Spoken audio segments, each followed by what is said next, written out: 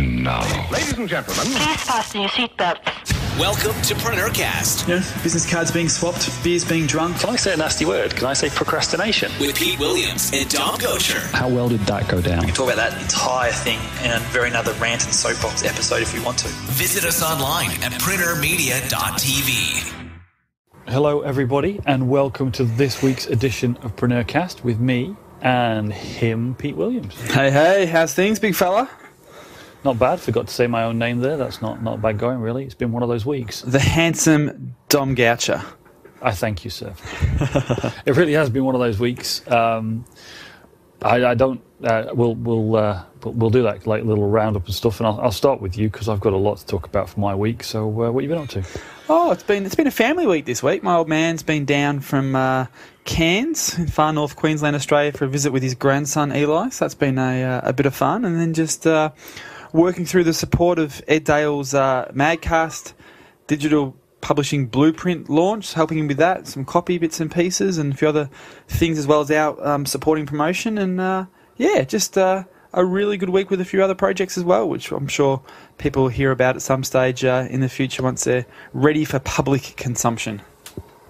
Cool. Sounds very restful. I can't say the same about my week. Some of you may already know, and Pete, you know, my partner broke her ankle while I was out in the UK, so I came back to a housebound, in fact, sofa-bound partner. So my household workload has gone up 100%. You're doing vacuuming and cleaning, and official dog walker, pot washer, dinner cooker, the whole 9 yards, mate. It's been so that was on top of my volunteering for the thing I mentioned in our previous show, which is this week coming up. I will be starting my MagCast challenge. Just going back to what you were just talking about, on top of helping Ed out. You consulting on the launch and working with Ed on that for this for Ed's digital publishing blueprint for digital magazines, or the MagCast platform as we call it. We're involved in the launch, and people can follow along with us. I'll pop a link in the show notes about this, but I basically volunteered to create a magazine in 7 days.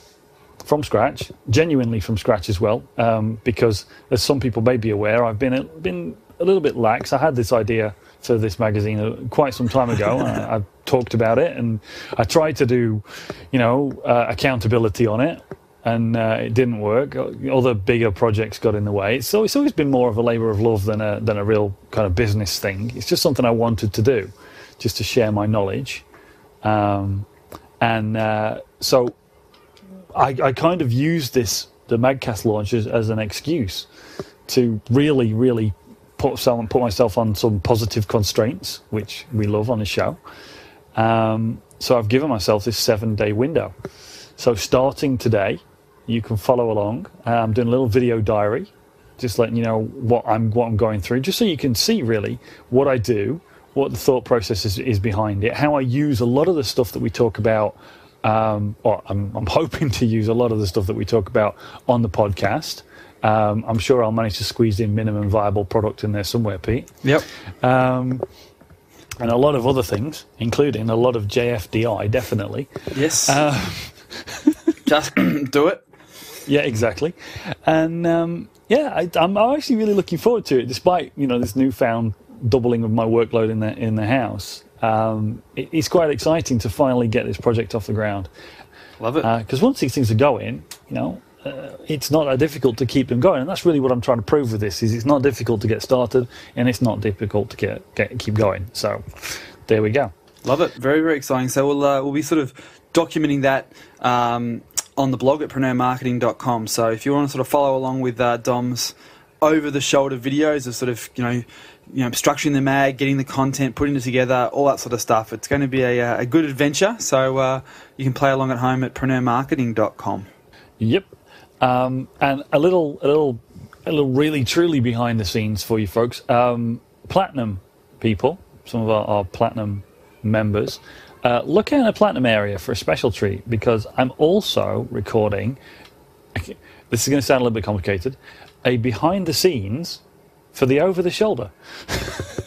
Yeah, so let me try and dissect this. I want to see if I can actually understand this, because if I can, our listeners can, no doubt. So obviously you're doing the over-the-shoulder video series of how you're producing the magazine and what you're doing to actually get that up and running. But for the Platinum members, you're doing a video series on how you made the videos for that.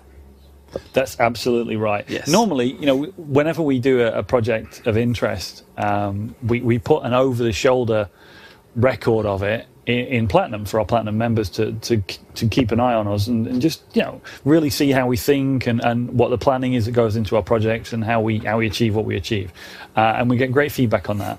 But as I'm making this over the shoulder public, I thought just to really make it interesting, because I regularly get questions from people about how we make our videos, or how we record our podcast, or how we do the things we do. So I just thought it would be great as I'm going along and I'm recording these videos and doing all this stuff, because I'm doing lots of different techniques when I'm creating these videos. There's lots of things involved in it. There's I'm hoping to do. I know I'm going to have to do a lot of screen recording and quite a lot of presenting, but I'm hoping to do some live action as well, just to make it more interesting. So there's going to be a lot of information in there, a lot of valuable stuff. So Platinum members, just look out for that. Hopefully that's going to be a bit special for you. Love it. We haven't really said what this week's show's about, you've let me loose again. You let me loose again because I there's a topic that I'm really interested in, and it's a topic that hopefully will not cause listeners to run screaming into the hills. The topic is copywriting. An important topic. Well, we think it's important, but a lot of people, it scares them to death. Yes. And I know it does. They either think it's a dark art, or they don't think they need to do it, or they don't see the value, or they're just confused by it. There's just a lot of tension whenever you start talking about copywriting. And a long time ago, in fact, around about the time that we started making this podcast, which is a long time ago, I came across a bunch of folks who call themselves CopyHackers. The front person for the CopyHackers is a lady called Joanna Weibe, and CopyHackers really are just a group that focus on copywriting. They've focused their efforts on copywriting for startups, but as with a lot of things, when I look at it, I just see that it's really great information for our audience. It's totally applicable. Just like we had the Angel Investor book. Yeah, Brian the other week. We looked at on the week. Even though angel investors, startups, IPOs, all those big words are quite scary and don't appear to be relevant, a lot of the advice in there is totally relevant. And again, a lot of the CopyHackers stuff is definitely relevant. So I've been really wanting to get Joanna on the show for a long time. But again, I'm aware that there's this kind of negative feeling towards copywriting. And even though they've written some excellent books on and they're all available as ebooks on their website, which is great, I just couldn't quite get an angle and that I really thought people would resonate with until they released their latest book. And the latest book is all about differentiation. Now, differentiation is quite clearly a topic that everybody should be aware of, should be focusing on in their business, because in this day and age, when a lot of the technologies that are out there are making all kinds of marketing a level playing field, then differentiation is really all you've got to literally make yourself stand out, by identifying what makes you different to your competitors and then learning how to communicate that clearly. That's a huge benefit in your marketing, yeah? Yeah, absolutely. Well, it's that whole conversation that's kind of overdone a little bit about USPs, about that unique selling proposition. It's a similar sort of application, just in a different sort of way. Yeah, absolutely. I mean, previously people will have talked about unique selling propositions. You may even have looking at the features and benefits of your product and things like that. Well, what Joanna and the CopyHackers gang have done is put together it's a workbook. It's an information and like a training material kind of book. There's a lot of valuable instructional stuff in it, but there's also this workbook model where you go through and you look at it. You go work through for your business or your product or whatever, and you identify your differentiation. Anyway, when I said you let me loose, well, this interview or this conversation, because it is really a conversation, because Joanna's really interesting and the topic of copyright is really interesting. Well, it goes on a little bit longer than usual. So I'm just warning folks, it's all valuable stuff. Joanna talks about lots of different copywriting topics. We talk about all the different books that they've written and why it's valuable, and I just try and get all that stuff out and make it more applicable to you. But we normally try and keep the shows to 45 minutes. This one runs on a bit longer, so really, really interesting stuff, really valuable stuff. So I kind of want to jump straight into it, with the caveat, obviously, that because you let me loose, Pete, I may have been a little bit of a fanboy again. Sorry. All right, well, let's jump in and hear the conversation. Joanna, welcome to the show, and thank you for joining us. Hey, thanks for having me, Dom. I have to say, I've been really after this interview or this conversation for quite some time.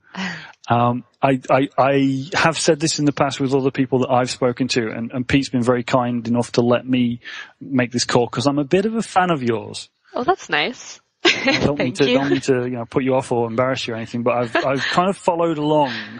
Copywriting is a thing that I've always said, do you know what? That's a really important skill. I really need to learn that, and I think a lot of people do. And for the longest time, I just couldn't find anything that I could get on with that really was teaching me or giving me applicable stuff until I found you and your site, CopyHackers. And ever since then, I've raved about it. Anybody that's ever asked me anything about copywriting, I said, first of all, just go there, look at that, and then come back and talk to me. That's awesome. I'm actually going to take what you just said and use it as like a testimonial on my site. Thank you. You're welcome. It's really nice of you. No, that's great. Thanks. So the raving fanboy piece over. Just a little bit, because of the people, obviously, I know you your stuff very well. I followed you for a long time, but because copywriting is seen by some as maybe a dark art or just something that other people do or that we don't necessarily need to do or worry about, people in our audience might feel that way. They may not have come across you. So could you give us a little bit of the story behind CopyHackers, which I love as a name, by the way? Oh. So there's just a story behind CopyHackers and yourself, and it's Lance as well is part of the yes. CopyHackers team, isn't he? So could you just give us a little bit of background there? Yeah, definitely. And I do think it's interesting that this idea of people who care about copywriting and people who don't, it seems that people who don't usually just often don't even know what copywriting is. So maybe we can talk very briefly about that. No, definitely want to come back to that one. Absolutely. Yeah. Well, for us, it's me, Joanna Weibe, and Lance Jones. We're the ones behind CopyHackers, and our tagline is where startups learn to convert like mofos or something silly like that. And again, it's not just startups. We do have a lot of small businesses and other types of people who are freelancers, things like that, who are reading our stuff over at CopyHackers. But the idea behind CopyHackers is really just to help small businesses and people who have to do a lot of things themselves, including writing their website copy in particular, helping them to do it well, right? To not just guess or just copy what the guy next to them is doing or their closest competitor is doing. You know, we see a lot of that blind copying of the messages that your competitors are saying. So instead of doing that, it's really about, well, you have a website. You have to communicate something on that website. Otherwise, what is it doing there? What is the thing you're trying to communicate? Who are you trying to communicate it to? And what do you want out of that engagement? At least in the short term. Then, of course, there's the down the road stuff, where we're talking more about website copy plus email marketing and things like that. But CopyHackers is really created to help people who want to learn about copy, who want to write better sites and hopefully sell more stuff on their website in particular, to know how to do that. And so it was born out of this people. I don't know, Dom, are people or people who are listening, are they familiar with Hacker News? Honestly, I would say probably not. Okay. Yeah. So Hacker News is this, and it doesn't have to be a big deal, but this is really where we started. There's this community online called Hacker News, or news.ycombinator.com, and it's really a bunch of startup founders who are talking to each other. They're about to create a business, or they're knee deep in a business, or they're thinking of changing their business because it's not successful right now, or getting acquired, or whatever it is that they're thinking of doing as a small business, especially in the tech space. So they all go on there, they talk, they share their ideas and their content, and they get help from each other. And anyway, we were asked by a few people on Hacker News. We got involved in that little community, Lance and myself, and so they asked us, they really recommended that we write some ebooks to help people just like them write better web copy. And so we took their advice, we took their request, and we went and we spent about a year doing some case studies, and then we wrote these 4 ebooks that are the basis of CopyHackers, and we launched them again on Hacker News to great success. It was really the beginning of this business that continues to grow and startle me. Cool. So the question for me then is, where did you come from that made you able to put these ebooks together, that where people said, hey, you should write this? Yeah. What's your background that gave you the experience that you have? Yeah, that's a really good question. So I had been writing copy for my entire professional life. Since I was 22, and I was living in Japan and was supposed to be teaching there, and I did, but more than that, I was taking things that the tourism group, this part of the government in this area I was in, it was a really touristy area. And so they would give me their marketing materials that were rough translations of Japanese. Basically a machine had translated from Japanese to English, and my job was to make it sound good to people. So I would do that, and I didn't know it at the time. I thought I was just making it sound nicer, making a rough translation sound nicer. But I was writing marketing copy, or at least editing marketing copy. And so from there, I went and came back to Canada, where I live, and I worked in an agency as a creative writer there for a couple years. And then I moved into the software world. I went and worked for Intuit, which is a big software company. They make QuickBooks. Oh, Dom, are you still there? I certainly am. Oh, good. Okay. It showed that I was losing a connection. Sorry. So I'll start from, I went to Intuit. So from there, I went to Intuit, this big software company, and they make, QuickBooks and TurboTax, and all these sorts of things. It's financial management software and tax software. So I went there and I worked in their copywriting or creative department and worked my way up, and got into conversion and really focusing on how to make websites sell more stuff. And then after that, I started to interact a bit with this Hacker News community, and that was that. So I came from this 10-year background of writing copy, and then finally said, okay, I might have enough information here to be able to teach it now. Wow. Yeah. That's an excellent kind of backstory. It's funny. Oddly enough, I imagine in the groups of people that you circulate within, the idea of having 10 years of experience doing something might actually be quite a long time to a lot of the people that you deal with. It is. It is. For me, I deal with a lot of, again, startup people, and a lot of them are like 22. And so, yeah, the idea, they were 12 10 years ago. They're doing things very differently now than they were then. But, yeah, I mean, when I started CopyHackers, I guess I was 8 years into copywriting. But, I mean, you know, same difference, right? You've been at it a long time. So, but, it's good. It goes a long way. I mean, especially in copywriting, where I think there's this idea a lot of the time that if you've done it once for yourself and you've been successful writing your own copy, now you can go teach copy. Like, I see that a lot, and it's one of the little things that kind of worries me, because it's really easy to get some pretty bad or limited advice from people who have written copy for themselves only, and then go out and teach it. So I do think that having that experience is helpful, at least for my audience. Absolutely. Now, you said something in there that I think is really what made me want to get you on the show from the get-go. Now, the real catalyst to this particular conversation was your new book, which we'll talk about in a minute. Okay. But the core of what you do is around conversion, right? Yes. Yeah. Yeah. And you've done a lot of stuff, not just the first 4 books, but there's a lot of things have happened since that first group of 4 books. Mm-hmm. And conversion is a huge part of what we on PreneurCast try and talk to our audience about. Yeah. You know, we have this hierarchy or framework that we call the 7 levers, where we identify 7 key areas of a business, any business, that you can focus on.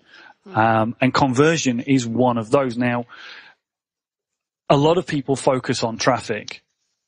And it's a big, especially on the internet, we find that a lot of people are absolutely obsessed with increasing their traffic, but they're not doing anything to improve the efficiency of the next steps in our framework, which are, once you've got traffic, how many of them are opting in, and then how many of them are actually converting. And what I found, you know, from your side of things and from what I've read of your ebooks, you know, you're absolutely red hot on conversion, and to a point on the opt-in part as well. Right. Getting people to take an action or do something, or you know, something. And it's focused on the internet, but it's applicable to any kind of copy, really. Yes. Yeah. Yes, it really is. It really is. I mean, there's this world of copywriting that still exists that's more creative focused, right? Like creating taglines, working on your brand documents, putting together a tagline for a billboard, things like that. I think those spaces still can and should think about conversion, although it's like less directly tied to conversion than the things that we do on the web and in email and things like that. But yeah, big focus on conversion for us. And I think it's an interesting point about traffic versus conversion. I mean, it comes up all the time, right? Should you be, when you're writing a headline, let's say, it's time to put a headline on your homepage. You know that your homepage, you're a small business, you're going to get most of your traffic through your homepage. So you should be optimizing your homepage. Conventional wisdom would say, optimize your homepage headline to be sure you're including that primary keyword phrase that you're trying to optimize for search engines, right? For SEO. And then the question is, well, do you focus on the keyword and write a headline that's just like really squeezing that keyword in there, hopefully in a way where it doesn't sound like it's been stuffed? Or do you write the most powerful, persuasive, attention-grabbing headline you can, and then when you do get people there, sure, they're not coming organically necessarily, not as much. So what's the trade-off, right? Do you try to get a bunch of people in and serve them up a ho-hum headline that happens to have the right keyword phrase in it? Or do you find other ways to get traffic to your site and then serve them the best possible content that's most likely to get them to do what you want them to do, which just so happens to be what they also want to do. They just might not know it yet. But it's a good question. And it's like, how do you guys answer that for people? I know how I do. Well, I love the fact that you've brought that up, because I'm in the online space. Pete and I are not particularly popular with information marketers, because they market information. That's their job. Yeah. It's a huge growth industry, and there's lots of information, and it's along the same lines, I think, as you saying, somebody who's written their own copy then turns around and says, let me teach you to write copy. Yeah. And the prevalence of information at the ground level about information marketing and marketing on the internet is around the search engines. Mm-hmm. Because it used to be that was the easy game in town. Yeah. To play the keyword game. Yeah. It was easy to do, and it was easy to teach. So the first person that did it, learned it, got some success, turned around and taught it, and it went on from there. Yeah. But first of all, that was a kind of a losing game if you really understood the way that people do things, or the behavior of visitors to a website or any business, really. Yeah. An audience. This is my opinion, by the way. But, right. But now it's becoming more and more obvious that the old-fashioned techniques of the keywords and things aren't really working that well anyway, and people are having to look at all the other aspects. This is really, I guess, where our 7 levers framework came from, that there's more to a business and more to a visitor experience than get it of the job that you've got to do. And you've actually got, as you say, you wrote 4 books, 4 ebooks on the topic of, separating out different parts of getting people to getting the message across to people. Yeah. On your website, which shows that there's so much more to it. Yeah. And by the way, I will say without prompting, there are 4 ebooks, but don't be scared that it's some huge tome of great theoretical blah blah blah. One of the reasons I've followed you for so long, and I've been, I've subscribed to your email newsletter since day one, is because the things that you put in these books, it's concise, practical, applicable stuff. We recently in Pete's noise reduction email newsletter, we linked to one of your recent email posts. Oh. Because it was the psychological 4 tips. Copywriting from a psychological point of view. Yeah. And why psychology, what the applicability of that psychology was to copywriting. And it was just so applicable to our audience. I just said to Pete, look, that has to go into our newsletter. People need to see this. It's so applicable. Literally, you've got like 5 things you can do. Do it now. Go ahead, go. Yeah. But back to the kind of point that we were on, which is, keyword stuffing in headlines will get you, in the end, what we call, Pete and I, a brick wall website. It will get you that people will get to the website, but they'll hit it and slide off because there's no obvious, they don't know they've come to the right place, or there's no obvious call to action, or, you're not even telling them what your product is. I mean, literally, I saw a site like this today. It said, hey, this is my website. It's for we're launching a new brand of this product. It's completely revolutionary. And I looked at the website, I said, there is nothing on your website, not even ignoring the homepage, which you should say clearly, but there's nothing on the site anywhere that says what your product is or what it does. Yeah. Yeah. I mean, I really like that. I haven't heard of it as a brick wall website before, but I'm stealing it. I'm going to start using that now. Because it's so true. I think it's really smart. I think it's very true, and you see it a lot. And I think it's a bit of a holdover, and we can't help it. I mean, I know the internet and 2.0 has been around for a very long time now. But there's still this sense of, well, what do I do with my website? Like, why do I even have one in a lot of cases, right? Like, if you have a brick wall website, like, what did you build that thing for? Like, what were you hoping would come of having no call to action or no reason for me to act, no sense of your value. And I know it sounds like I'm really coming down on people right now, and I'm not. I just know that it's hard, but if you're ready to put up a website, let's get serious. It won't be hard, right? Like you say, there's like 5 actionable tips in X blog post. Start there, or whatever it might be, but we owe it to ourselves as small business owners to think about the channels that we're using and not use every channel under the sun, but when you're using one, if you decide to build a website, what are you going to do with it? And then build your site with those goals in mind, not just as like, here's a place for me to dump a bunch of traffic and hope that they know what to do, right? Yeah, absolutely. Yeah. I mean, the term brick wall website, we really hammer on it, with our consulting clients. Anyone that comes to us for like a website review or anything, we literally, the term brick wall website comes from, would you build a brick wall in front of your physical store? If you had a store on the street, would you build a brick wall in front of the door or in front of the windows of your store? Yeah. No. So, would you hide the sign of your store? No. Would you hide the goods in your store? Yeah. No. So, no. Would you put the salesperson in the back room and ask them to sit back there until someone rings a bell? No, you'd have the guy out. And for example, would you stand in the streets saying, hey, come into my store, and then lock the door? Yeah. So all these are metaphors for really what's happening. Yeah. And I guess this is really why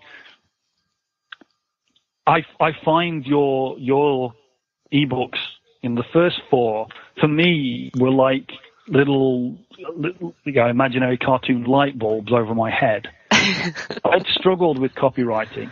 I'd come from this world I was focusing and I think a lot of people do. I was focusing on the technology, and I was focusing on the tactics of search engine optimization, of keywords and things like that. And I literally, the example you gave earlier of writing the headline so that I can get that keyword in it was a core focus for me for quite a few years. And that was it. And I think a lot of people get caught up in that in different ways. For example, a small business person really hasn't got a hope of understanding the technology behind a website, or couldn't years ago. Yeah. When the internet was in its infancy, they couldn't. Now with the advent of things like WordPress, it's like, okay, the technology is now dealt with. Yeah. Go install WordPress or pay somebody a small fee, get them to install WordPress, choose a theme, which is the look of the website, call it, it's like the clothes on the Barbie doll. Right. Yeah. I didn't ever have any clothes on my Barbie dolls, so. Well, let's not go there.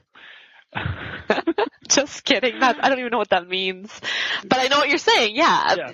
Absolutely. Go choose the outfit for your site. There you go. Yeah. That's like a 1 hour out of your day. So really, if you've got this technology, this WordPress and the themes or whatever, there's lots of other options, but we just use WordPress because we solved that problem now. Yeah. That's it. Yeah. It's an hour out of your day to build a website now and get someone to do it. So that's it. Leave the technology alone. Stop concentrating on that and concentrate on where the value really is, which is getting the message across to your audience. Yeah. It is, communicating your value, your unique proposition, and getting them to take the action you want them to take, right? Yep. Exactly. And if you can just I think if we think of a website, we think of this big daunting space, right? Like I have to write a whole website, or I have to design a whole website or whatever. But really, there is the initial part where you're producing a website. That's true. You're putting together something. It doesn't have to be perfect out of the gate, right? So if you have a website or you're thinking of doing one, really just start by doing it, right? Most of the time, it's really when we're trying to solve a problem for a small business, you just have to just try something initially, and then optimize that thing. Sometimes you'll scrap it and start again, but then you'll at least have learned something along the way. So, start your website, choose your theme, like you say, and then go put in some initial content potentially just so you have something to work from. Yeah, and then it's a matter of breaking down. Okay, now today, 1 hour a day for the month of October or whatever, I'm going to spend an hour a day optimizing my site. That's it. I'm just going to give myself October, and I'm just going to take an hour a day, and I'm going to work on it piece by piece, moving through the copy, moving through replacing crappy stock photos and stuff like that. Really, in this very small amount of time, I could end up producing a much better website, right? So it's kind of like, what's holding you back? It shouldn't be really anything, with technology being quite straightforward and, producing the content being relatively straightforward too. Yeah, I mean that speaks to something that Pete and I have said on a number of occasions, which is JFDI. Yes, that's awesome. JFDI, whatever does that stand for? It stands for just effing do it. I know it does. You know, we've said this a lot, but listening to you there, it reminded me of something I know you said before, which is that a lot of small businesses are startups, just like startups are small businesses. And you were speaking there as if you were advising somebody that was a traditional startup. You know, you're saying things that are very similar to what I've read in books like the Lean Startup by Eric Ries. Right. You know, do what you need to do and evolve, learn from it and evolve. That's basically what you're saying, right? Yes. Yeah, and truly, as we've said, right, like that applies directly over to small businesses. Like I have a hard time seeing how it does. Insofar as marketing materials go, right? Like if you want to be a dentist, you're going to need a certain amount of education. You can't just JFDI. You're going to need some. But when we're talking about like trying to grow your existing business, small business, then it's a matter of doing it and learning from it. Learn quickly and move on. That's what we're learning, right? Well, that's what it seems, at least in the startup world, and I think it definitely applies. Yeah, because I mean, we get from a lot of our audience, we have a lot of subject matter experts. Yeah. You know, we have a lot of people who are consultants or service providers or selling products, and they've got a lot of years of experience, but they're just hitting these walls. Yeah. And I think sometimes it's a perceived wall. You know, like the technology gets in the way. Yeah. And so it's just something that, you know, it's our opinion. We want to get out of the way. But I want to come around to the reason why I kind of pushed for this conversation. Okay. Because your first 4 books, which are, you know, on your website, and we'll talk about the website in a little bit. But, you know, they broke down the core parts of copywriting, focused specifically on websites, although I do think that the advice is valuable advice for anybody interested in improving their writing for any form of marketing. Great. You know, and they took a progression. You know, book 1 is called Where Stellar Messages Come From, which really just teaches you, in my mind, how to start thinking better about what you're trying to say, right? Right. Yeah, that's the goal, right? Before we put any words down on the page, let's find out what your messages should probably be. And that includes, like, who are you talking to and things like that, right? Yes. Who are you talking to? Who are your competitors talking to? What are your competitors saying? All things like that, yeah. And so, you know, that book steps you through that. And then we go on to the second book, which was formatting and the essentials of web writing. So that's just like literally getting it out of your head and getting it on the page. It's that minimum thing that you need to do. Exactly. So you can, you know, avoid a wall of text and all that kind of stuff, right? But yeah, you've figured out what you think your message is. You have a pretty strong feeling that you're going in the right direction with the messages. Now, how do you translate those into really scannable messages on your website? Yep. Yeah. And then book 3 is focusing on the headlines, subheads, and value propositions. Yes. Which, you know, you mentioned earlier, it's a big part of what goes into the page, and certainly your homepage as a small business, that would be a critical part because that's the first thing people will see. Yes. And you know, and again, when you're trying to tell people what you do, why you're different, why you stand out, why they should choose you, that's all part of that. Right. And the 4th book was Buttons and Click-Worthy Calls to Action. I like that title. Thanks. But again, you know, this is probably the most common thing that Pete and I say to anybody that comes to us for a website review is where's the call to action? Yeah. You know? Yeah, that's a big one. And then they say, well, what do you mean? And can you give me an example? And it's almost like people don't actually know how to get somebody to do something. They don't think about, first of all, they don't think about what they actually want people to do. Yes. You know, one of the most common things I've ever said in a website review is, what is your goal? What is, Yep. again, back to our 7 levers, what would be an opt-in for somebody, for you? Yeah. And they'll say maybe, we want them to phone us. We want a telephone call.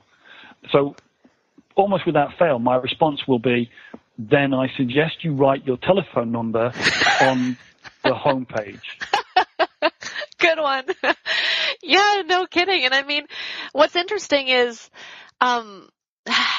this really speaks a lot to, right now I'm working on this massive series of tests on calls to action. So maybe I'll come back on and talk to you more about that when that's done. But we're talking about calls to action, and really trying to reframe that, one, as like a call to value, right? So it's not just a submit button, but the thing that people want to get out of it, this call to value. But in it, we're talking about focusing on the goal and really, I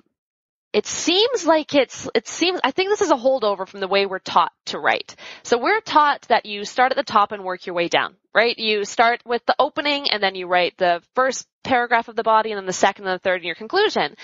But when you're writing a web page, I have found this, and I did a post on it recently that was focused on landing pages, but I find that this works generally for most pages that I'm writing. So I think it's a pretty good tip. One, you have to, of course, always, when you're writing a page, figure out your goal. You have a business goal. You also have users coming to the site, prospects. What's their goal? Do the two goals match? And if not, how are you going to work with those two different goals, and what goal is going to be your primary goal for your page? Because you should have, one page has to have a thing that it's trying to do. And if you know the thing that it's trying to do, then this is the tip. Start with that thing. Start with the button. Always start, at least as an experiment. Start writing not with the headline, not with the body copy, not with a bullet list that you have in your head. Start by writing the button for your page. So know what goal you want to get people to, and then kind of work out from there in almost, I visualize it personally as circles that build out from this center point that is your call to action. And that's once you can start by writing that thing down. So the thing you want them to do, in your case, the example you just gave, you want them to call 1-800 blah, blah, blah to do X, right? To set up a consult or to set up blank. So if you know that's the goal and you have that there, now what messages need to be on the page to help people get there? And when I start by writing it that way, suddenly the page becomes less of this mystery of what kind of things I need to say, and it becomes more about writing an argument that gets people to do the thing you want them to do that hopefully they also want to do, right? So I find that to be a valuable tip when we're talking about calls to action, at least. And amazingly, or not surprisingly, I think by now, I read that post when you mailed that, and I totally agree. I just thought it was a genius way to describe how to do that. Cool. And it was focused on the button, as you say, but it works just the same for the call to action. Yes. Being the telephone Yes. call or whatever. Yeah. It is start with what you want them to do. Yep. A lot of small businesses go to all the trouble of we need 5 pages on our website and this and that. And it's like, what do you want them to do? We want a phone call. Okay, well, make sure you write the phone number and call us and possibly why they call you and what they're going to get. Right, okay. Now, everything else, just make sure that they know it's you and that you do what they might be looking for, and you probably quit then and you can stop now. Yeah, exactly.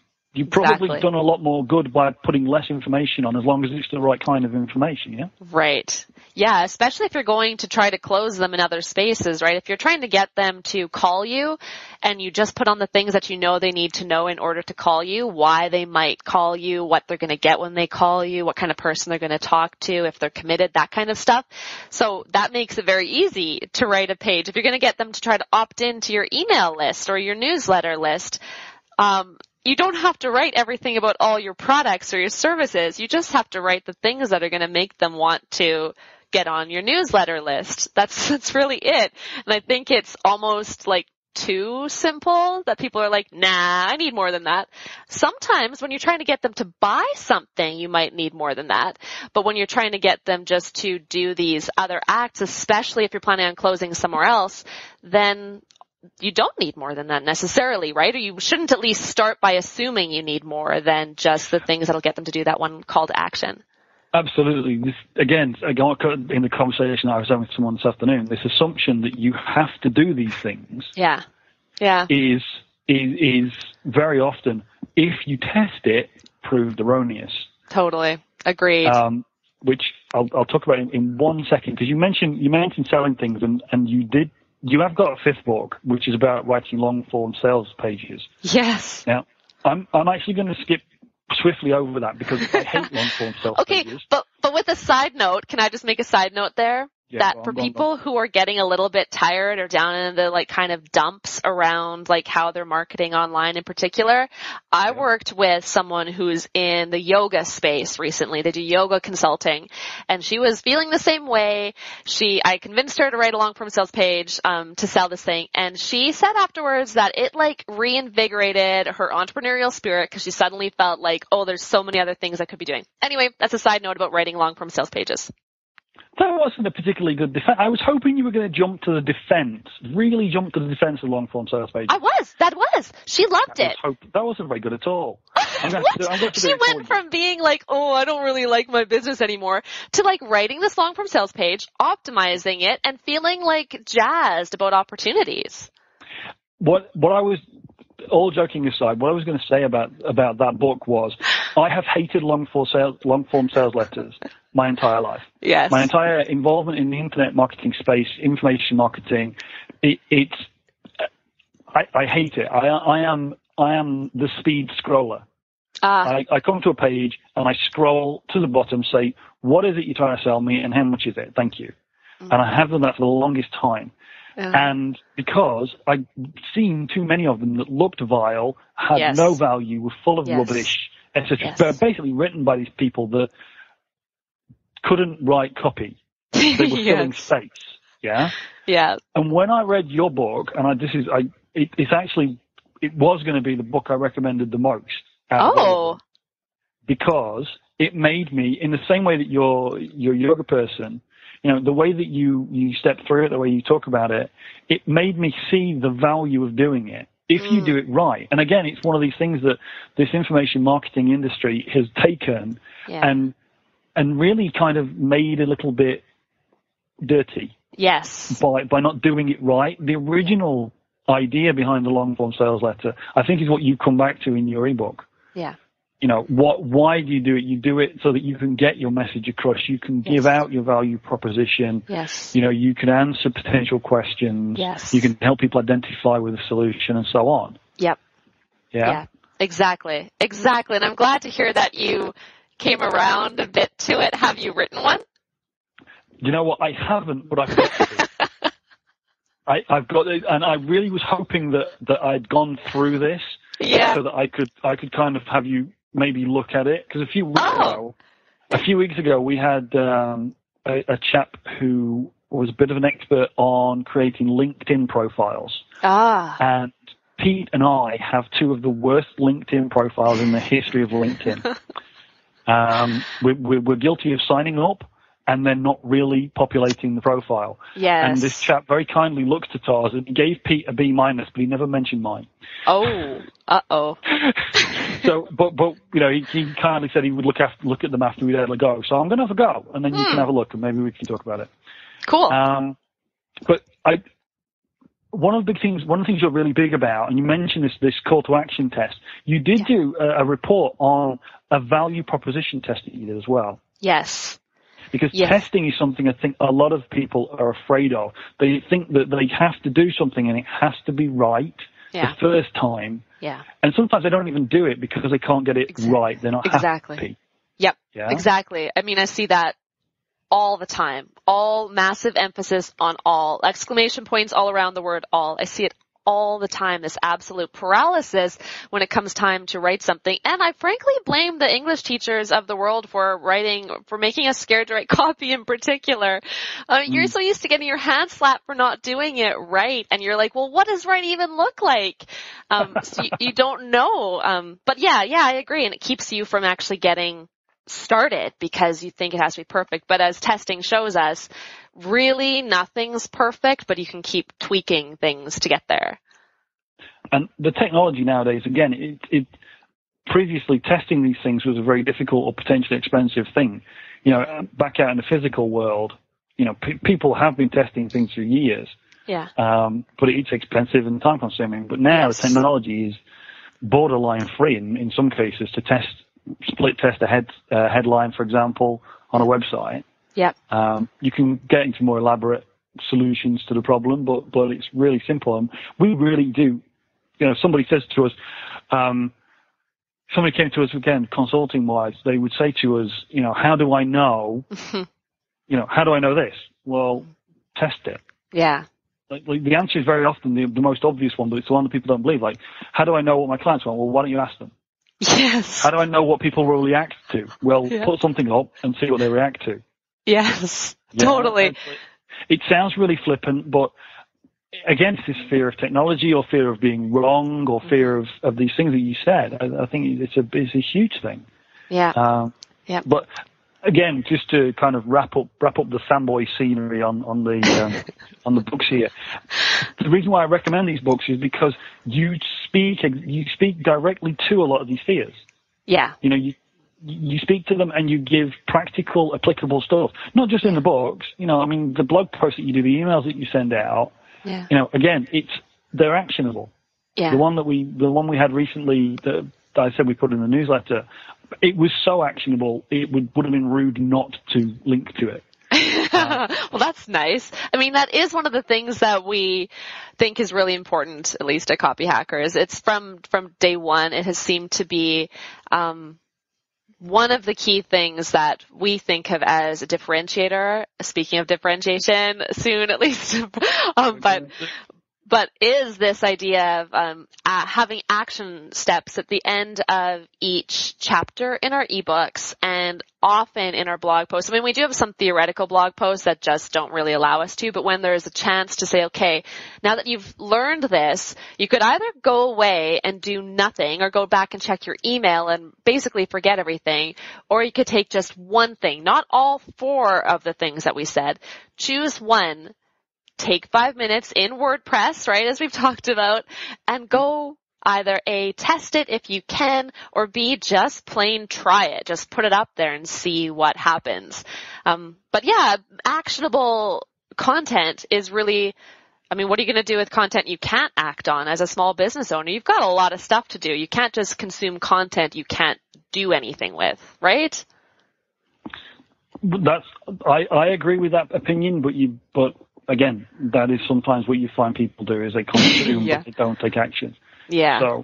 Okay, so you almost did my job there by bridging to the next thing I want to talk about. And really, it was the pivotal thing for me, and the reason to really push this conversation was your latest book, which is the Startup Guide to Differentiation. Now, there's that word startup. Yeah. But please, people, don't be offended. Don't be put off by the word startup, because the core topic of this book is differentiation. Yeah. Yeah. Yes. Yes. And I was a little bit. Why did you? Okay, I'm going to just do this as a way. Why did you write this book? Why? Because this is different to the other books. Yeah. Yeah, it is. It is. The other books are really I often think of the first 4 books as not beginners, because people are like, oh, I don't need beginners, but they're like a starter pack, really, right? They're the place to start when you're you have a website up or you're thinking of putting one up, and there you go. And then book 5 is a long-form sales page book. So that's a very specific unto itself. If you're not going to write a sales page book, you're probably not going to, or a sales page, you're probably not going to read that book. Then Lance and I were talking a lot about value propositions. Now that's a value proposition. I'll just quickly say it, is basically a statement for your business that says what's unique about you that's highly desirable to your prospects. It's what we've at least boiled it down to, and then it's said in certain ways that make it able to be customer facing. So with this idea in our heads, this kind of theory, this hypothesis that a value proposition has these two components to it, these 2 qualities, we extended that and said, well, we do believe that a lot of small businesses, because they're new like most of the people that come to their site aren't really that aware of them necessarily. You know, you get repeat traffic and whatever, but you get a lot of new visitors too. Yeah. Those people need to know what's unique and highly desirable about you. So if your headline is your most important copy on your homepage in most cases, what if we were to test a whole bunch of value propositions across a whole bunch of websites as headlines and see if we could increase what people did based on that? So that's like where the value proposition idea came from. But as we're working on value props, I mean, unique and highly desirable are both, you can say those two things about something that's different about you too, when we're talking about differentiation. So I know this is kind of a long-winded answer, but in order to get to the value proposition exercise, we had to step back and say, okay, well, how do you know what's different about you? How do you know how to position yourself differently? And that's where the differentiation book just naturally came from. And that really, to me, is why it's exciting to me. It was exciting to me when I saw it, and after I read it, I was totally happy with the fact that I got excited up front, because the people out there may have heard this before. They may have heard people say, "What is your USP, your unique selling point? What is your value proposition? Yeah. You know, what makes you different, etc., etc." And they're told to go away, think about it, and write that. Yeah. Yikes, okay. Hey? Like, what? Where do I start? And that's like, you know, people say it in an almost offhand manner, or they say it as if it's like the answer. Yeah. You know? Yeah. And you'll see, if you're in a room full of people will sit there and you can see them scribbling notes on their pads and nodding their heads and going, "Oh yeah, I really need to work out my unique selling point, and I really need to work out my value proposition." Yeah. And they leave the room, or they finish the conversation, or whatever it is, however they heard that. Yeah. And you know that they're not going to be able to do it necessarily. It's not as easy as the guy or woman who said it is, you know. It's not that easy. Yep. And so you put the book together that steps through that process. Yeah. I mean, that's at least our goal. That's what we tried to write, because I agree with you. I mean, I find that there's a lot of things that we're told to do that are just hard to then go do. You want to do it, but especially for small businesses and startups where you're wearing so many hats, if someone doesn't tell you exactly what to do, come on, you've got other things to do. So you're probably not going to do it, right? And there's just too many options, too many ways to go. So we said with this differentiation book, okay, there's lots of ways you can differentiate. There are way more than we could write down here. And by the way, you don't need to know 300 ways to differentiate. You just need to get started with a short list of ways that you might, right? Something that might actually be different about you. And so that's where we're coming from. And we focused on 9 different differentiation strategies in book 6, The Startup Guide to Differentiation. Yeah. But it's again, focusing on that practical application kind of thing. Yeah. This book actually has almost like a workbook element to it, doesn't it? It does, yeah, which I kind of liked, actually. It's different from what we've done before, because we normally would do like an action at the end of every chapter, like I mentioned. But in this case, it was like you don't just take an action at the end. We wanted to sort of walk you through almost an interview without it being some high-tech thing, right? It's essentially a form that you fill in as you move through the book. Each chapter of the book, at the end of it, you're basically completing 1 or 2 rows and columns. So you've got 2 rows and about 4 columns that you complete that should help you. And we've seen some evidence that they have helped people, so I feel really good about that. That should help move you through shortlisting some ways that you could differentiate yourself, and eliminating ways just based on what you know about your competitors and what you know about your prospects, because those 2 things are obviously really important when you're thinking about how you're going to differentiate. 1, what are my competitors doing? 2, is the thing that I think is different about us important to our prospects. So yeah, we try to walk you through this table that is an interview that at the end of it, you should be at a point where you can say, okay, these are 3 things that we think might be different about us. Now, how are we going to go, and should we go, and how do we go? Just test those and see if we're right, and see if that will actually move the needle for our prospects.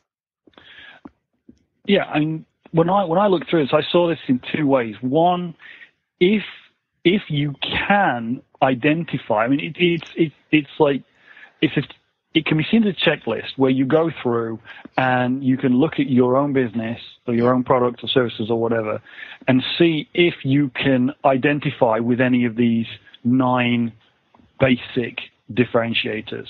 Yes. And if you can, then you go through the worksheet, and the worksheet kind of asks you deeper questions so that you can break them out, which will then feed back, as you say, this is to feed back into your copywriting, into your headlines and your lists of features and things like that.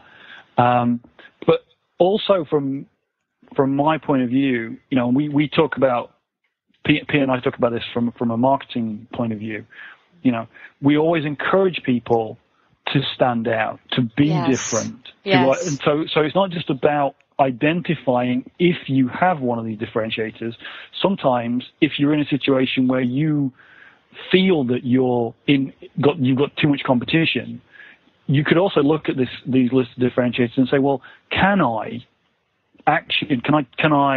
amp up one of these areas of my business to be different in this way and make myself stand out?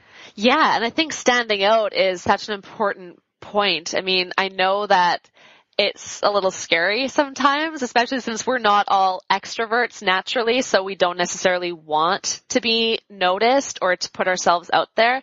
But I've generally found, especially in messaging, that when it makes you feel uncomfortable, you're probably starting to do it right.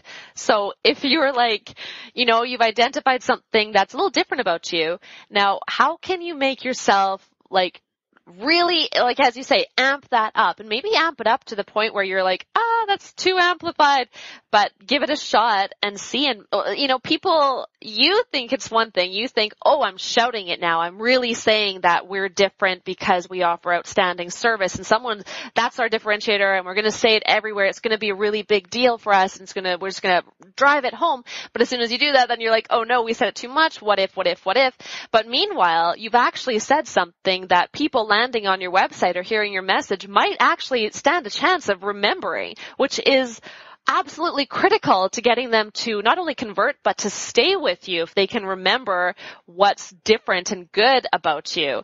So I agree that just take maybe little pieces that are different about you and choose one to amplify, and then seriously go to town with it. Scare yourself a little with it. Yeah, I mean, Pete's told this story before. There's a very famous copywriting example from way back when, where there's a beer company, and the example was that the copywriter at the time said, "Look, I'm gonna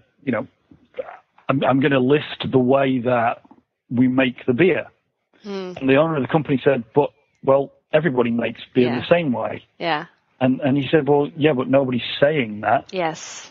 And you can even stand out in such a simple way just by saying what you do, by identifying the things that you do. Yep. And totally. It's something that you say in the book. Yeah, I mean, you don't have to actually, one of the secrets to messaging what's different about you is just simply putting something down on the page. Just say it, right? Just try it. Just say it, because $10 says your competitor, I mean, you can always check and see if your competitors are saying it, but if they're not especially, then just say it. You don't have to go and rebuild your product or service or your business to squeeze in some point of differentiation. You just have to identify things that might be already existing in your business and just call one of those out. And I think that's a great example, the beer one. And I think someone left that comment on my blog about something like that too. I hadn't heard it personally, but I love it. And it goes to do you watch Mad Men, Dom? Do you know what? I don't. I've only seen a couple of shows, but I know it's I must go and watch it. All the examples that people call out. You put an example in the book. Yes, it's toasted principle. It reminded me I need to watch the show. Yeah, that's right. I mean, it's a really good show, so you should watch it. But yeah, this idea of it's toasted, right? Anybody who watched, all you have to do is watch season 1, episode 1. You don't even have to go any further if you don't like it. You'll see the example in there. And by the way, it's a really engaging little show to watch. So, little plug for Mad Men. All the clips and things that I've seen of that show, I've used them as examples to show people about advertising, marketing, copywriting, whatever. Yeah. Because even though it's an incredibly entertaining show, it's real in the examples that they give. Like as you say, this differentiating this product by saying it's toasted. Yeah. I mean, I think just as a bit of a tangent, there's so many sales and marketing tactics that we can learn from these kinds of TV shows and movies. I frankly have learned quite a bit from all of these, and you can then go apply them, and it's quite entertaining. So, but anyway, it's worth watching. So you heard it here, folks. If you want to learn marketing and advertising, go watch some television. Yes, it's true. But seriously, I mean that's a great tip. Just to differentiate. I mean, the importance we've spoken. Pete and I have spoken about the importance of differentiating yourself, and you're focusing on it in this book. Yeah. In terms of messaging, in terms of communicating with your audience, and specifically on our website. Yeah. Now, I've said already, it's called the Startup Guide to Differentiation, but the examples in each one of these 9 differentiators that you have identified, and again, it's just a starting point. The 9 are just a starting point. But the examples you give, you've actually got like a repetitive group of types of things. You've got software as a service, which is quite a nebulous thing. So it's great that you've got an example of that. But you've also got downloads and installs, hard goods, and services. Yeah. So it's not just internet-based startups that you're talking to with this material. Right. There's physical, practical examples and physical or whatever, lots of different examples that people can look at and key off of. And they're all real and current companies that you can go and look at. There's a little bibliography at the back with all the links to the sites, isn't there? Right. Yeah, exactly. And that's my goal whenever I'm writing any of these is to bring in the most relevant, hopefully up-to-date examples that I can, so people can actually go immediately and look at that website and see what's up there, right? If you want to, of course, right? Yeah. So differentiation is important, and I think this is a great help for anybody who wants a guide to differentiate whatever it is that they do in their business, to make themselves stand out and to target their messaging. But you gave the tip there, which is that you may already be different. Yes. Or you could easily be different. Yes. Just by looking at what you do and telling people that's what you do or that's how you do it. Yes. Do you have I don't know, maybe your in the way that you did that recent blog post, and maybe I'm kind of preempting a blog post that you might possibly already be writing, but or you might want to write. As soon as you're stealing my ideas already here, haven't you? If you got 3 easy ways to differentiate yourself, or 3 easy things to look for as differentiators. Yeah. I think that's a great question, and I would always recommend starting with the easy ones. Don't redo your business, or if you have a product, don't start changing it right away. But 3 easy ones. When it comes down to it, what I've seen, and it obviously depends again on what your competitors are doing and what your prospects care about. But there do seem to be some things that are pretty straightforward that don't require you really make any changes to your business. One of those is differentiating based on the people in your business, your team. And that might seem obvious, or it might seem not at all obvious. I don't know. It depends where you're coming from. But there are a lot of cases in at least the startup world. I know a lot of so-called internet celebrities. And if if a certain person who's really popular among this group was to start his own software that served that group, it would make sense for him to say software brought to you by, and then use his name, right?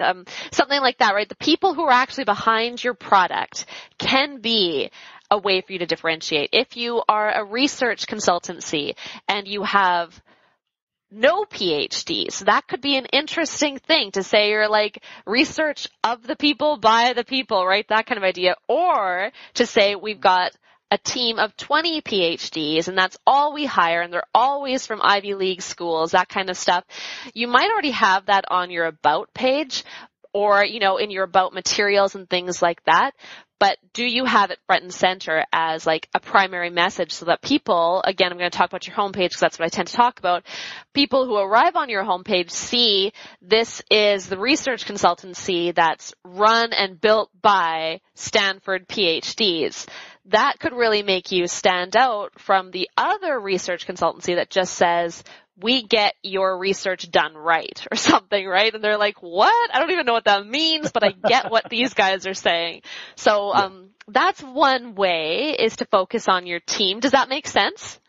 Oh, absolutely. I mean, just a very silly and tangential reference again to TV shows.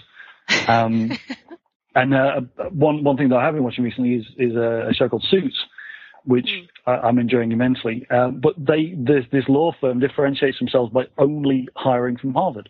Ah, yes. Right? You know, and who doesn't love that from their lawyer? Yes, please. Exactly. You know, it's like it's something that Pete talks about.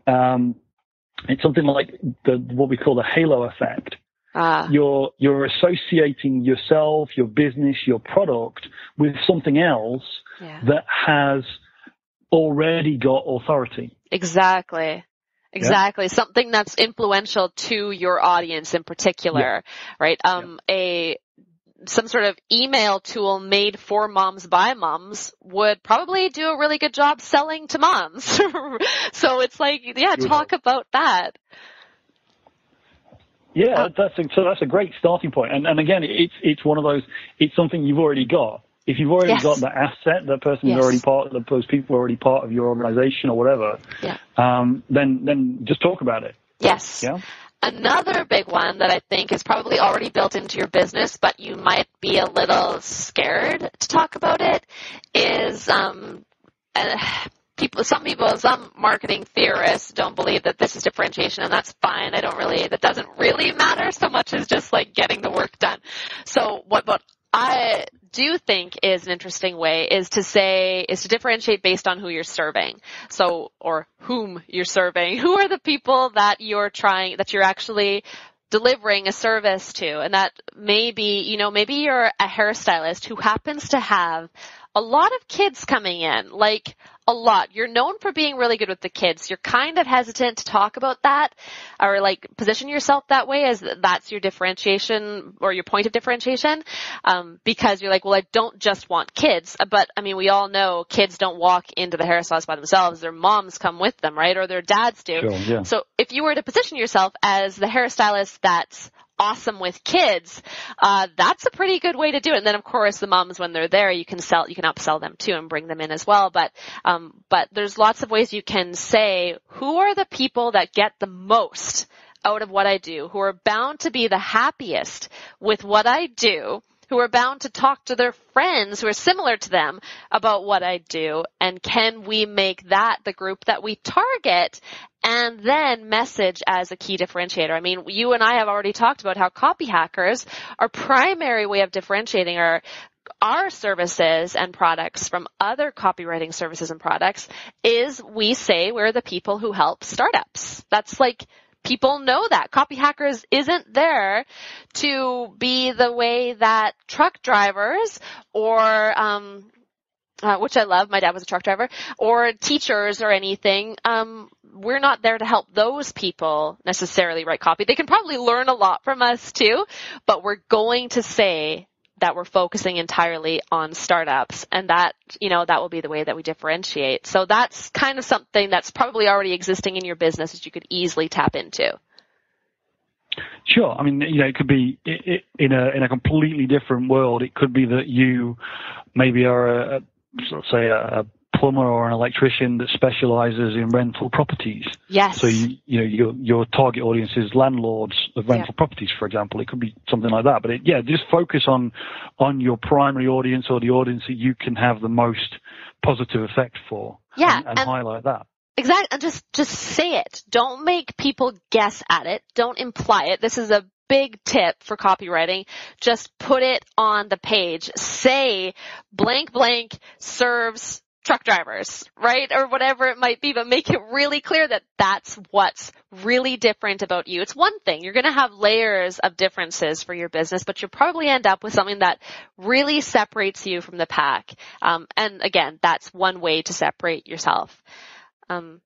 A final one where it's kind of probably built in, it could be built in and it could be quite interesting depending on who your audience is talking about your worldview. Now, this is one that I happen to like quite a bit. What's your point of view? What's your perspective? Or what's your worldview? So I use it as an example. I know it's a hard goods example, so it might not be perfectly relevant for everybody who's listening, but I think you can still learn a lot from it and see if it would work for you.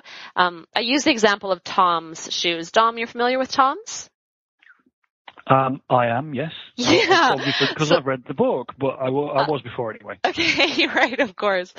Right, so Tom's, I can't help but think this is, and there's lots of other examples outside of it, again, in the book, but it's about saying we really care about X. We're already, say you are running a computer repair shop, and you have a partner, both you and your partner are running this shop, and you really care about, just in your personal life, helping, you give to World Vision or something. You sponsor 3 kids in Mexico through World Vision. That's your personal thing.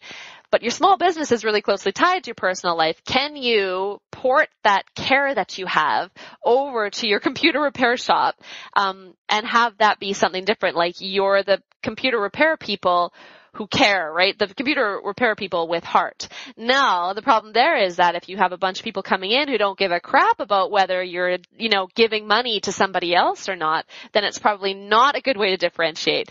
But if you're like Tom's Shoes, where they sell these shoes where you buy one and you know that someone who's in need gets a pair for themselves, I mean, you're selling a consumer product in that case, so there's a big, huge pool to draw from there, and it makes really good sense for them in their particular case to differentiate based on their worldview. Cool. Yeah, that one's a little bit up in the air, but I just really like it so much. I mean, and there are obviously loads of other ways to do it. People tend to differentiate based on price and features, and those lead to wars of all kind, but, there's still perfectly valid ways to differentiate, yeah.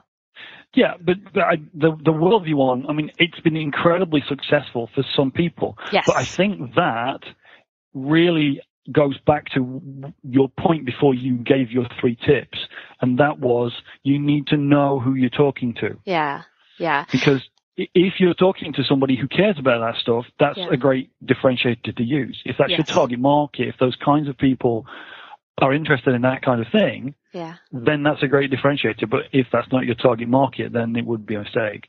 Totally. Agreed. And then further from that, if you want to be successful with it, I mean, these ideas are really there as a starting point for you.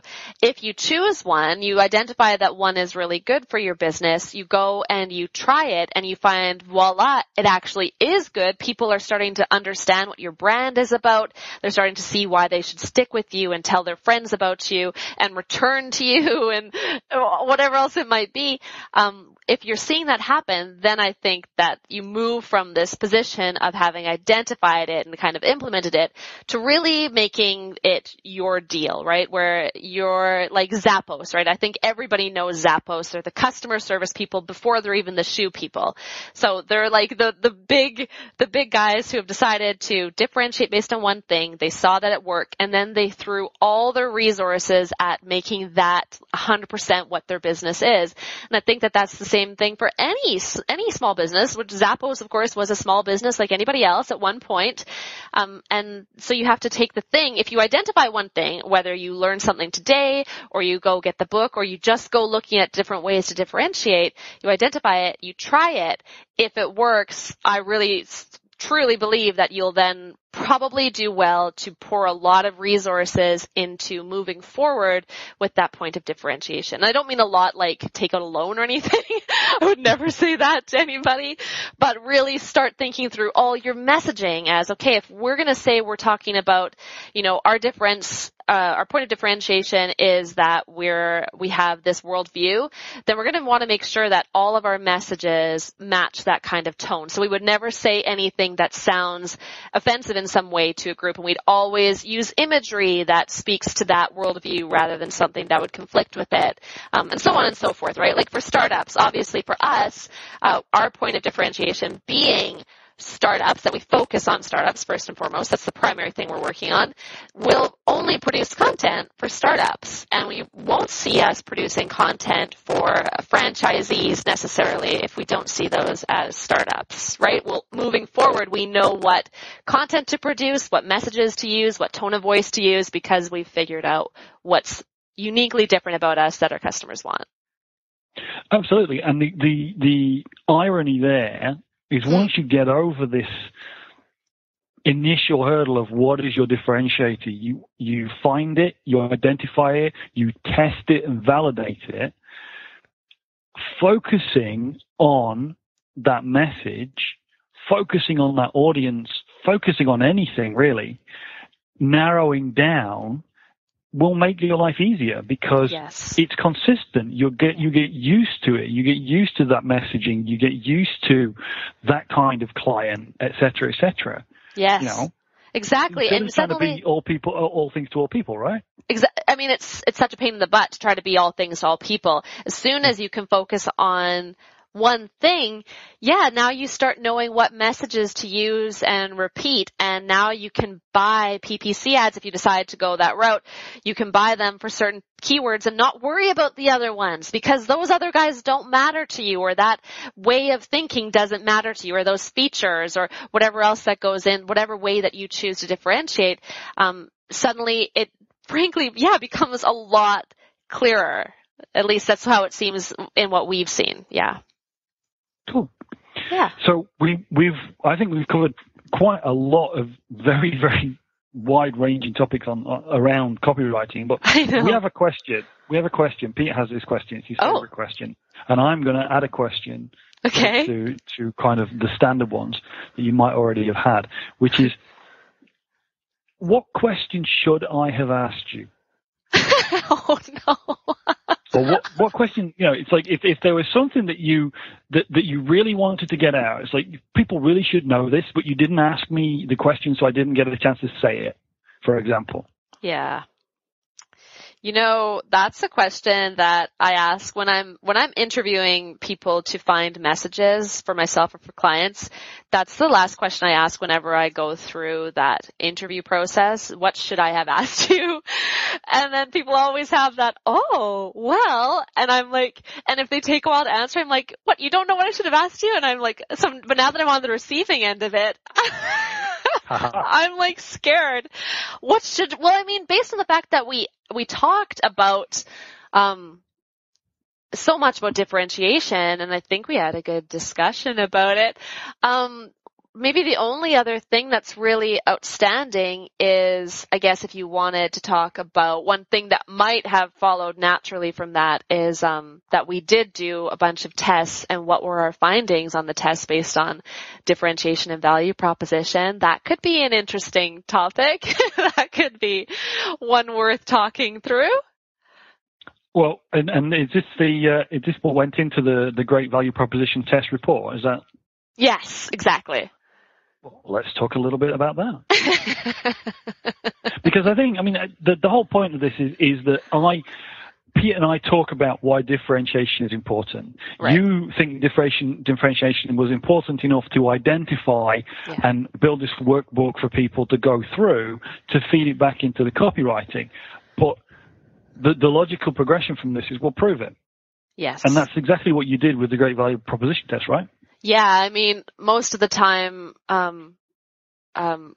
prove it is a big part of something that I would ask. I would ask somebody, okay, really? So you say, let's see, where's the evidence? And so, we did do these, 11 tests. We actually ran 15 tests, headline tests across 15 different sites, but 4 of those didn't reach significance, so we didn't want to include the results in the book. So we did get 9 out of 11 of the conclusive tests that were winners. So I think that's like an 88% win rate. I don't know, 82? Is it 82? Maybe it's 82. Whatever the case, it's a pretty good win rate for A/B tests, for anybody who's familiar with A/B tests. Dom, is your audience familiar with A/B tests? We do talk about split testing. We do talk about, I mean, to just anyone who doesn't really know what you're talking about, basically, it's a test where you have one thing versus another, and the 2 options are presented to an audience. Let's say one person visits the website, they see headline A, the next person that visits it automatically sees headline B, or call to action B, or whatever it is, and you can then measure the response or measure the success of that test, right? Exactly. Yes, exactly. Right. So that's what we did here, all on homepages, all with headlines and subheads. And so we came up with this little scorecard, really, this way of testing, your value proposition, which is a separate conversation, obviously, but it's in the book if you decide to go that route. But we ran these tests and we found, an average lift and a conversion lift, and in this case, because it's your homepage headline, we're not talking about trying to get paid conversion lifts, but rather to keep people moving through your site or moving closer to doing the things you want them to do rather than bailing on your site. So we often measured based on engagement or click-throughs. And so we saw a lift, an average lift of 33%. So how does that work out in real people terms, right? Like, what does that actually physically mean? That where you used to have 3 people moving from your homepage to your plans and pricing page, now you have 4 people moving from your homepage to your plans and pricing page. So we saw this direct correlation that we can actually say, based with statistical confidence, that when you changed X headline to Y headline, or in this case, A headline to B headline, you got a better business or a growing business out of it. Well, just to really put that in context to our audience, I've mentioned a couple of times our framework, the 7 levers, and the concept is so many people focus on one area of their business, like traffic, and try and double their traffic. For example, try and increase the traffic, and they put all their effort into traffic, but not into opt-ins or conversions or whatever. And the idea behind the 7 levers is that if instead of focusing on one area, you can focus equally on these 7 areas and just increase each one by 10%, the cumulative result is doubling of the profit. Yes. And a 10% increase is a lot easier than doubling something. Now, you just said that your tests got a 33% increase. Yeah, on average, right? We had some in there that were like 10% and some that were over 100%, that kind of stuff. Yeah. But yeah.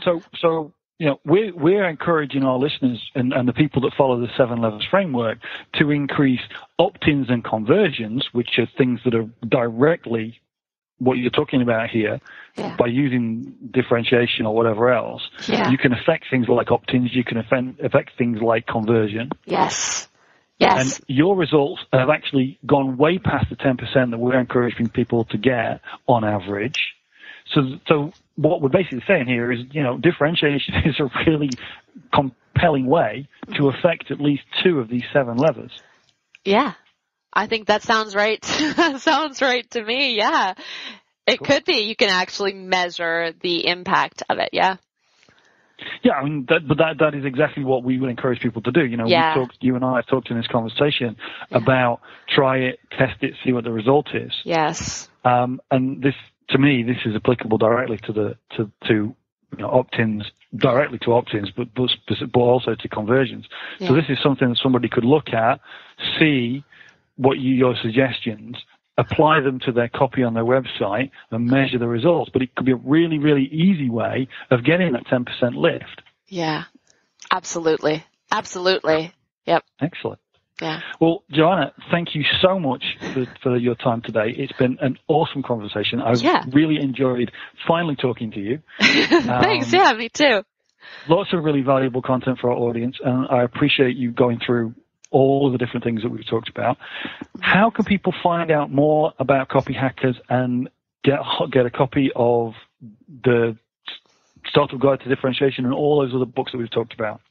Yeah, well, we do have, if you go to copyhackers.com, we've got everything under the sun. We've got a lot of stuff on there, useful stuff. The ebooks and blog and our link to, to follow us on Twitter obviously is a good thing for everybody, hopefully too, and to get on our newsletter, things like that. So that's where you can go about, getting that stuff. Now, I think, Dom, you and I were considering doing some sort of interesting giveaway, so that may happen now or down the road. Yeah, we'll talk about that, and we'll let everybody know what the result of that conversation is. But if you want to find out more about Joanna and Lance and CopyHackers, if you go over to copyhackers.com, very simple, very easy to find, you'll find some very clear calls to action for things like signing up for newsletters and buying books. Right. Hopefully. You really hope that your value proposition is quite strong on the site. I know.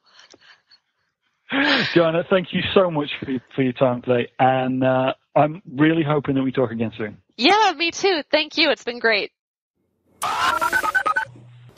So, folks, hopefully, that was a real insight into this idea of differentiation and why it's valuable to you and your business. And the really cool thing is, for those who want to find out more about the book, we have a contest, our usual sort of contest stuff going on, which is fantastic. So Joanna's been able to give away 4 copies of the book. Is that right, Dom? That's right, yeah. 4 copies of the book, which is the Startup Guide to Differentiation.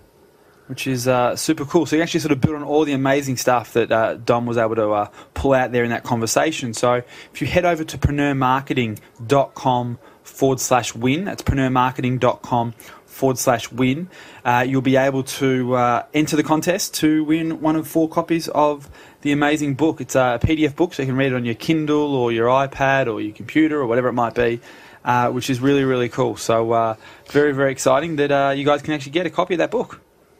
Yeah, in fact, all their books are in all digital formats. It's really cool. They, whatever your device is, you can download a copy for that device. Now, folks, if you're listening to this podcast in the future, which sounds a little bit odd, but you know what we mean. Don't worry. The competitions at preneurmarketing.com/win, they run for a while after the shows. We do change them from time to time, so there's always going to be something there for you to go and have a look and see what the latest prize is, what we've got from the latest author or person we've had on the show, or something valuable we've found ourselves. So pop over to preneurmarketing.com/win and enter whatever the contest is that's there right now. Absolutely. And I guess finally, let's keep this wrap really, really short this week as well, because obviously there was so much content that you guys spoke about. I want to sort of drag the outro on, let people go and actually start taking action from the notes they no doubt took whilst listening. But I just wanted to mention the usual fantastic sponsor we have, Audible, which you can actually get a free trial of an audiobook.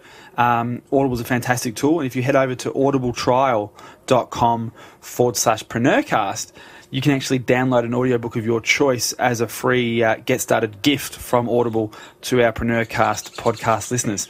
And just to give you a suggestion, if you're not sure of what you want to go and listen to this week, I strongly suggest a book called Nudge, which is a book I've been listening to over the past week or so. And the subtitle is Improving Decisions About Health, Wealth and Happiness. And it's another one of these books sort of written by, pretty sure they're university lecturers and all that sort of stuff. And it's similar to a certain extent to Predictably Irrational, where it sort of talks about what causes people to make decisions and how marketers actually cause people to make decisions by doing certain things. So, for example, if you're going to create a survey by asking certain questions in a certain order, or if you're going to create a checkout form on your e-commerce website, what boxes do you put in there that are pre-ticked and what aren't pre-ticked? Those sort of things can help nudge your audience in a particular direction to a particular outcome you want, as the marketer.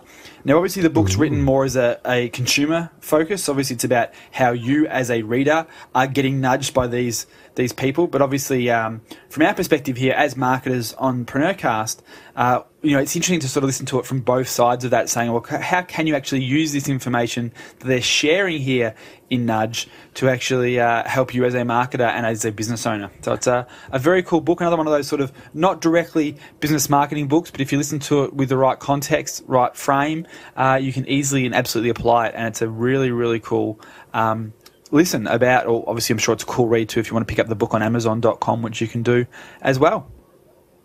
Cool, that one sounds really interesting. It sounds a little bit like Influence, really. Yeah, because so I was going to say that's how Influence started out, right? Yeah, it was exactly the same a thing. book about the consumer side of things, and then marketers found it and went, hey, this is useful. Yeah, the term that they use quite a lot throughout the book is choice architects. So they refer to marketers as choice architects, and that you architect the choice that's being made by your audience, which I thought was a very, very cool term. Cool. Well, definitely check that out, folks, over at audibletrial.com/PreneurCast if you want to join Audible and get a free trial, and that could be your free download book as part of your free trial. As you say, Pete, let's keep this wrap up short, because I did spend quite a while talking to Joanna, but it was all really great stuff. I'd love to get her back on.